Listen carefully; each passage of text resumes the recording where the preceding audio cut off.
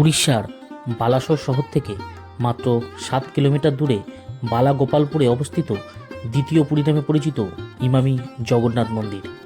এই মন্দিরটি পুরীর জগন্নাথ মন্দির ও কোণারক সূর্য মন্দিরের মিশ্রণে নির্মিত। ইমামি গ্রুপ কর্তৃক নির্মিত এই মন্দির পর্যটকদের কাছে বিশেষ আকর্ষণীয়। এই মন্দিরে মূল মন্দিরের পাশাপাশি রয়েছে শিব মন্দির, মা বিমলা দেবী মন্দির, ভগবান গণেশের মন্দির এবং হনুমানজির মন্দির। এই মন্দিরটির নকশা করেছিলেন রঘুনাথ মহাপাত্র।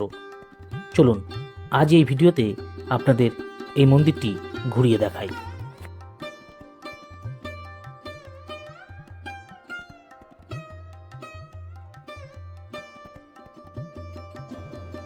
দেখুন, এটাই হলো সেই ইমামি জগন্নাথ টেম্পল।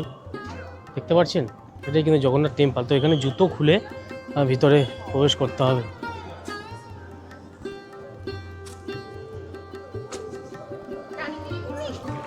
মন্দিরে ঢোকার আগে ঠিক এইভাবে জগন্নাথ টেম্পলের মতনই পা ধুয়েই মন্দিরের ভেতরে কিন্তু প্রবেশ করতে হবে।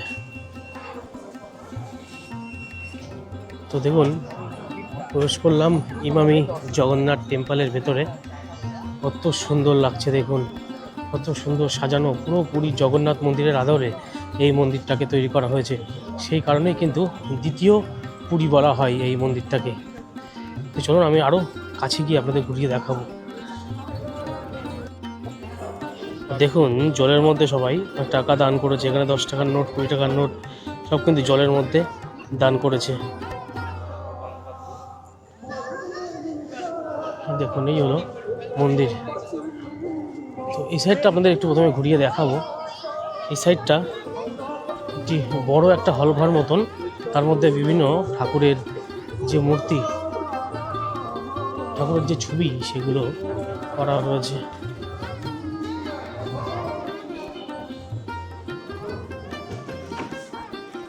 দেখুন, এটি বিশাল একটি হল ঘর।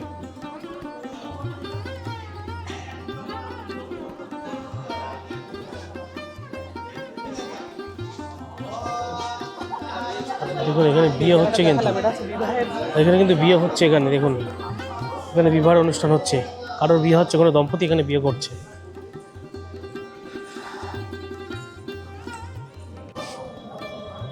তো দেখতেই পাচ্ছেন, আমি রয়েছি ইমামি জগন্নাথ টেম্পলের ভেতরে।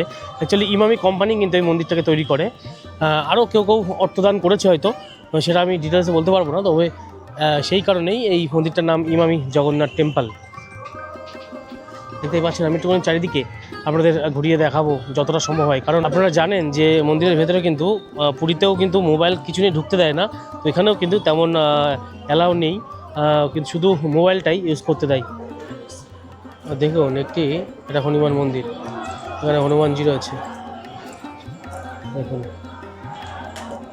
আর এই যে ঠিক জগন্নাথ টেম্পল।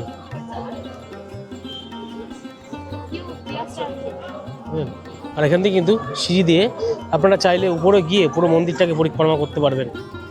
যেহেতু এখন প্রচুর ভিড় রয়েছে, মন্দির পরিক্রমা করলে পুরো ভিডিওটা হয়তো করা সম্ভব হবে না।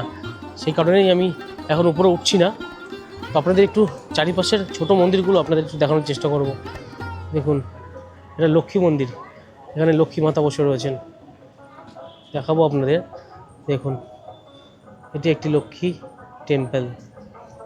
আর এগুলো কিন্তু এই মূল মন্দিরের ঠিক পাশেই, রয়েছে এই ছোটো ছোটো মন্দিরগুলো। খুব সুন্দর দৃশ্য, কত সুন্দর লাগছে দেখুন। আর এই মন্দিরেও কিন্তু প্রচুর ভিড় হয়। পুরী মন্দিরের মতন হয়তো অত ভিড় হয় না, কিন্তু এখানেও কিন্তু প্রচুর মানুষ আসে এই মন্দির দর্শন করতে। দেখুন, এই যে ঠিক মন্দিরের পাশে রয়েছে শ্রী কাশী বিশ্বনাথ টেম্পল। এটা কিন্তু কাশী বিশ্বনাথ টেম্পল।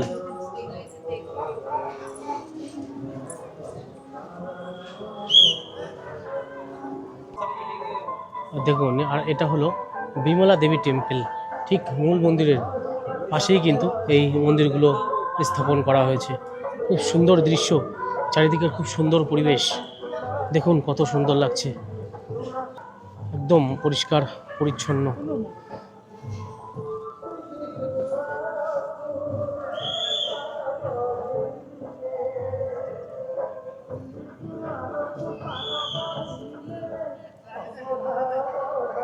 দেখুন আমি কিন্তু মন্দিরের ঠিক অন্য সাইডে চলে এসেছি, অন্য সাইড দিয়ে ঠিক মন্দিরের দর্শন করাচ্ছি আপনাদের মন্দিরটাকে।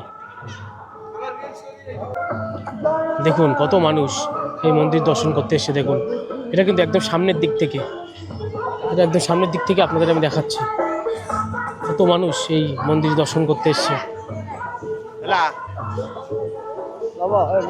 দেখুন এটা মন্দিরের একদম সামনের দিকে আমি দাঁড়িয়ে রয়েছি, এখান থেকেই কিন্তু ভেতরে প্রবেশ করতে হবে।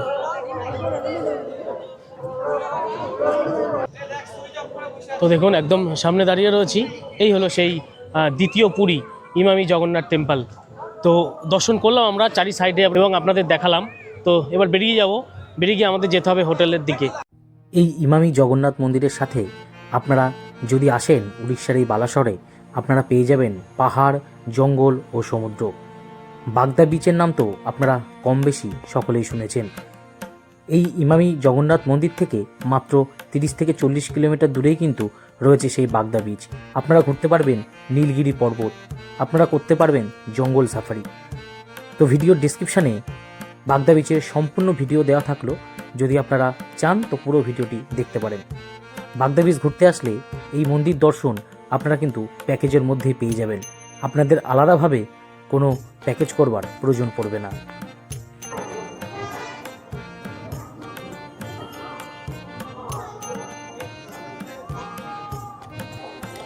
দেখুন এই যে বিয়ে করলেন, বিয়ে করে কিন্তু এই যে একটা খাম্বা রয়েছে একদম জগন্নাথ মন্দিরের সামনে, একটা পবিত্র একটা দেওয়াল মতন করা রয়েছে, এখানেই কিন্তু এনারা 7 পাক ঘুরছেন, 7 পাক ঘুরে কিন্তু বিবাহ সম্পন্ন করছেন। দেখুন কি সুন্দর দৃশ্য